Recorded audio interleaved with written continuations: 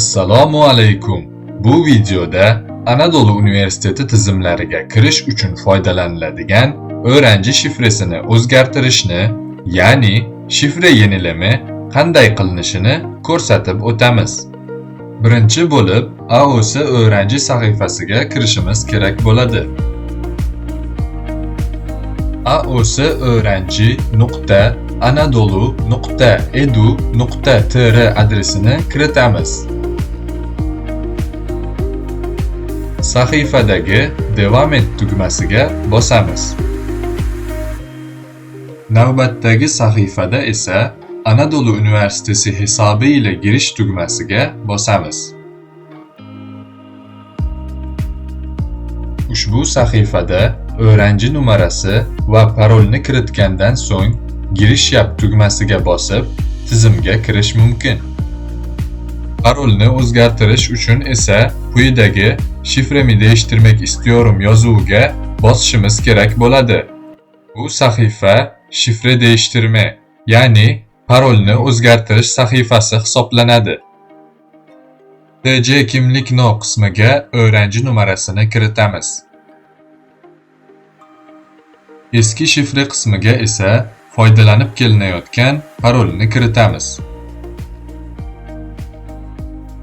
Yeni shifra va yeni shifra tekrar qismlariga o'zgartirmoqchi bo'lgan yangi parolni kiritamiz. Yangi parol tanlashda quyidagi qoidalarga amal qilish talab qilinadi. Parolni o'zgartirish barcha tizimlar uchun amal qiladi. Bir kunda bir marta parol o'zgartirish mumkin. Agar yaqin vaqt ichida parolni tiklash orqali olgan bo'lsangiz, parolingizni 24 soat davomida o'zgartira olmaysiz. Oldin ishlatilgan parollardan yangi parol sifatida foydalana olmaysiz. Yangi parolda hisob nomi, ya'ni ism-familiya, TC kimlik raqami yoki elektron pochta manzilining bir qismi ham bo'lmasligi kerak. Amaldagi parolni eslab qolish funksiyasiga ega bo'lgan dasturlarda ham yangilashingiz kerak bo'ladi. Buni qilmasangiz, eski parolingiz bilan kirishga urinishlar hisobingizni vaqtincha bloklanishiga olib kelishi mumkin. Yangi parolda kamida bitta kichik, bitta katta harf va bitta raqamdan foydalanish talab qilinadi. Hamda parol eng kam 14 ta, eng ko'pi bilan 64 ta belgidan tashkil topgan bo'lishi kerak. Parol TC kimlik yoki o'renchi numarasi bilan bir xil bo'lmasligi kerak. Parolda turkcha sh, ch kabi harflar va ko'rsatilgan maxsus belgilar ishtirok etmasligi kerak.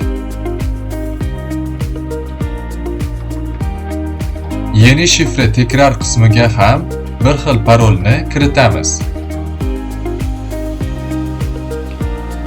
Endi esa yuqoridagi uyarıları o'qidim qutichasini belgilab, Devam et tugmasiga bosamiz. Mana ko'rib turganingizdek, parol muvaffaqiyatli shaklda o'zgartirildi. Parol 15 daqiqa ichida barcha tizimlar tomonidan qabul qilinadigan holatga keladi. Endi tizimga kirishda yangi paroldan foydalanishingiz mumkin. Bu video siz uchun foydali bo'ladi degan umiddamiz.